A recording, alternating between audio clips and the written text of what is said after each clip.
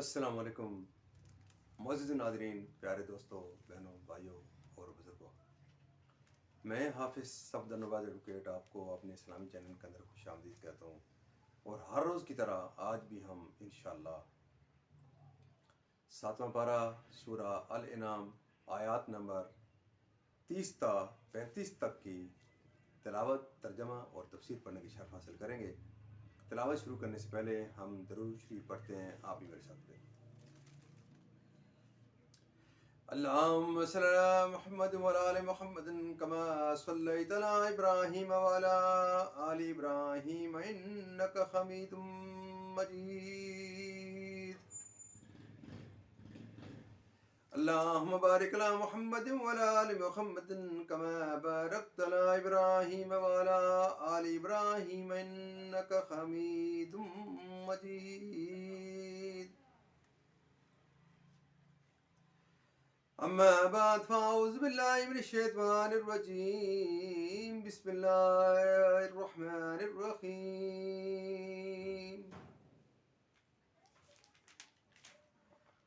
قد خسر الذين كذبوا بلقاء الله حتى إذا جاءتهم الساعة بغتة قالوا يا حسرتنا على ما فرطنا فيها وهم يحملون أوزارهم على ظهورهم ألا ساء ما يزرون. وما الحياة الدنيا إلا لهب ولهو وللدار الآخرة خير للذين يتقون أفلا تأكلون. قد نعلم إنه ليحزنك الذي يقولون فإنهم لا يكذبونك ولكن الظالمين بآيات الله يجحدون. ولقد كذبت رسل من قبلك فصبروا على ما كذبوا وأوذوا حتى أتاهم نصرنا ولا مبدل لكلمات الله ولقد جاءك من نبأ المرسلين. وإن كان كبر عليك إعراضهم فإن استطعت أن تبتغي نفقا في الأرض أو سلما في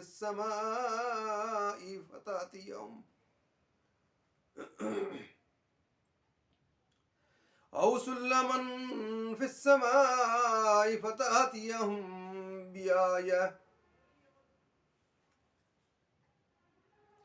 ولو شاء الله لجمعهم على الهدى فلا تكونن من الجاهلين.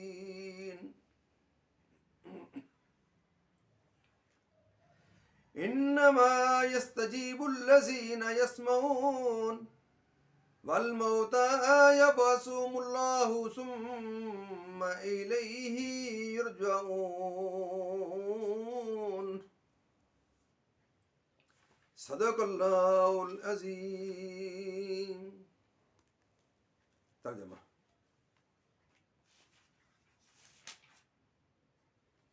بے شک ہار میں رہے وہ جنہوں نے اپنے رب سے ملنے کا انکار کیا، یہاں تک کہ جب ان پر قیامت اچانک آ گئی بولے ہائے افسوس ہمارا اس پر کہ اس کے ماننے میں ہم نے تقصیر کی، اور وہ اپنے بوجھ اپنے پیٹھ پر لادے ہوئے ہیں، ارے کتنا برا بوجھ اٹھائے ہوئے ہیں، اور دنیا کی زندگی نہیں مگر کھیل کود، اور بے شک پچھلا گھر بھلا ان کے لیے جو ڈرتے رہے، تو کیا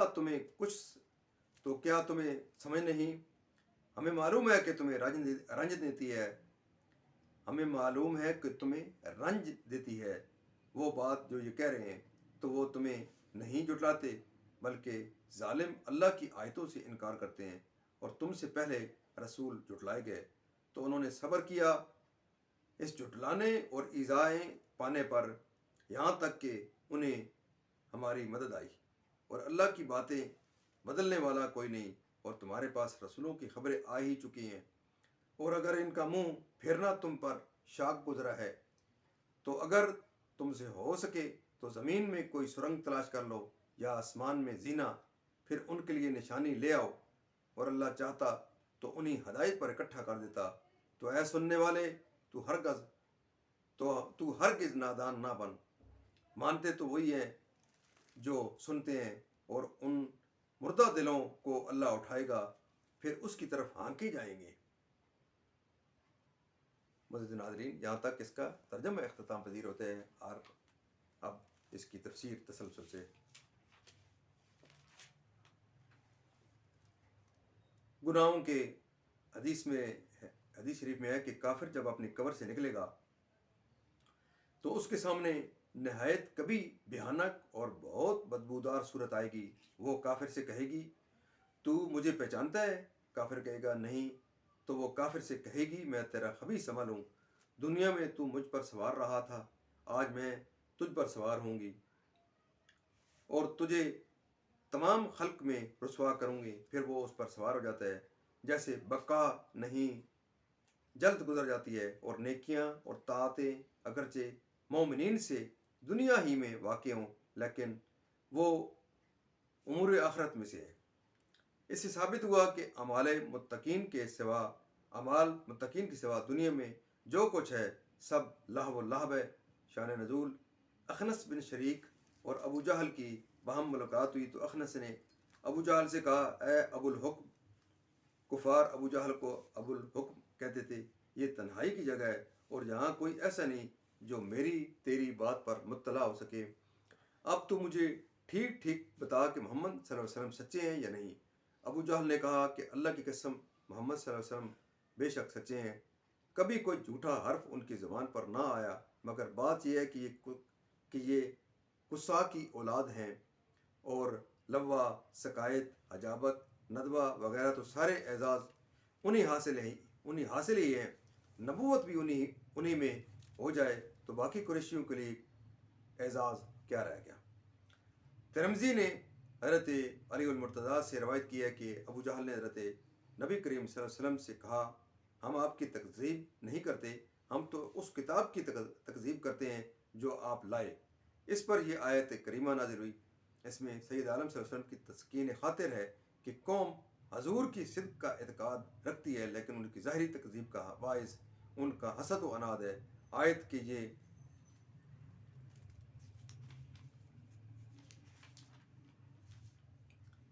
یہ معنی بھی ہوتے ہیں کہ اے حبیب اکرم، آپ کی تکذیب آیات الہیہ کی تکذیب ہے، اور تکذیب کرنے والے ظالم اور تکذیب کرنے والے ہلاک کیے گئے۔ اس کے حکم کو کوئی پلٹ نہیں سکتا۔ رسولوں کی نصرت اور ان کی تکذیب کرنے والوں کا ہلاک اس نے جس وقت مقدر فرمایا ہے ضرور ہوگا، اور آپ جانتے ہیں کہ انہیں کفار سے کیسی ایذائیں پہنچی۔ یہ پیش نظر رکھ کر آپ دل مطمئن رکھیں۔ سید عالم صلی اللہ علیہ وسلم کو بہت خواہش تھی کہ سب لوگ اسلام لے آئیں، جو اسلام سے محروم رہتے ان کی محرومی آپ پر بہت شاق رہتی۔ مقصود ان کے ایمان کی طرف سے سید عالم صلی اللہ علیہ وسلم کی امید منقطع کرنا ہے تاکہ آپ کو ان کے اعراض کرنے اور ایمان نہ لانے سے رنج و تکلیف نہ ہو۔ دل لگا کر سمجھنے کے لیے وہی پند پذیر ہوتے ہیں اور دین حق کی دعوت قبول کرتے ہیں، یعنی کفار۔ روز قیامت اور اپنے اعمال کی جزا پائیں گے۔ کفار کی گمراہی اور ان کی سرکشی اس حد تک پہنچ گئی کہ وہ کثیر آیات و معجزات جو انہوں نے سید عالم صلی اللہ علیہ وسلم سے مشاہدہ کیے تھے ان پر قناعت نہیں کی اور سب سے مکر گئے، اور ایسی آیت طلب کرنے لگے جس کے ساتھ عذاب الہی ہو، جیسے کہ انہوں نے کہا تھا، اللہم ان کان ھذا ھو الحق من عندک فامطر علینا حجارۃ من السماء، کہ یا رب اگر یہ حق ہے تیرے پاس سے تو ہم پر آسمان سے پتھر برسا۔ نہیں جانتے کہ اس کا نزول ان کے لیے بلا ہے کہ انکار کرتے ہی ہلاک کر دیے جائیں گے۔ یہاں تک اس کی تفسیر بھی اختتام پذیر ہوتی ہے۔ اللہ تعالیٰ کے فضل و کرم سے، اللہ تعالیٰ کے دربار کے اندر ہم قرآن پاک کے صدقے حضور پاک صلی اللہ علیہ وسلم کی ذات مبارکات کے صدقے دعا کرتے ہیں کہ اللہ تعالیٰ میں قرآن پاک پڑھنے، قرآن پاک کو سمجھ کر اور اس کے احکامات کے مطابق حضور پاک صلی اللہ علیہ وسلم کی پاک سیرت کے مطابق اور صحابہ کرام کے نقش قدم کے اوپر اللہ تعالیٰ میں چلنے کی توفیق عطا فرمائے۔ اللہ تعالیٰ کے دربار کے اندر ہم اس کلام مقدس کے صدقے حضور پاک صلی اللہ علیہ وسلم کی ذات مبارکات کے صدقے دعا کرتے ہیں کہ اللہ تعالیٰ تمام پریشانوں کو پریشانیاں دور فرمائے، تمام بیماروں کو شفائے کاملہ عطا فرمائے، اور اللہ تعالیٰ تمام مرحومین کو جنت الفردوس میں اعلیٰ والا مقام عطا فرمائے۔ اور آپ معزز ناظرین سے یہ استدعا رہتی ہے کہ آپ اس کلام مقدس کے میسج کو، جو اللہ تعالیٰ کا مقدس میسج ہے، یہ ہر کلمہ گو تک، ہر انسان تک پہنچانے کے لیے آپ ضرور اس میرے چینل کو لائک، شیئر اور سبسکرائب کیا کریں، تاکہ یہ چینل زیادہ سے زیادہ لوگ دیکھ سکیں، اور انشاءاللہ اس چینل سے ضرور لوگ فائدہ اٹھائیں گے اور صراط مستقیم کی طرف بڑھیں گے۔ اللہ تعالیٰ لوگوں کو قرآن پاک کو سمجھنے کے لیے ان کو توفیق دے، اور اللہ تعالیٰ قرآن پاک کے صدقے آپ کی زندگیوں میں خیر و برکت عطا فرمائے۔ اللہ تعالیٰ جو بھی دیکھے اللہ تعالیٰ اس کی پریشانی دور فرمائے اور ان کی زندگی میں خیر و برکت عطا فرمائے، اور اللہ تعالیٰ اس کلام مقدس کو ہم سب کے لیے شفاعت کا باعث بنائے، اور اللہ تعالیٰ ہمیں قیامت کے روز حضور پاک صلی اللہ علیہ وسلم کی شفاعت کا مستحق ٹھہرائے۔ آپ دوستوں سے یہ استدعا ہے کہ آپ خود بھی دیکھیں، اپنے بچوں کو، اپنی فیملی کو، اپنے عزیز اقربا کو ضرور اس کی تلقین کریں، تاکہ زیادہ سے زیادہ لوگ دیکھ سکیں اور لوگوں کو ہدایت کا باعث بنے۔ تو انشاءاللہ ان نیک تمناؤں کے ساتھ کہ آپ جہاں بھی رہیں خوش رہیں، اللہ تعالیٰ آپ کی زندگی میں خیر و برکت عطا فرمائے۔ آمین ثم آمین۔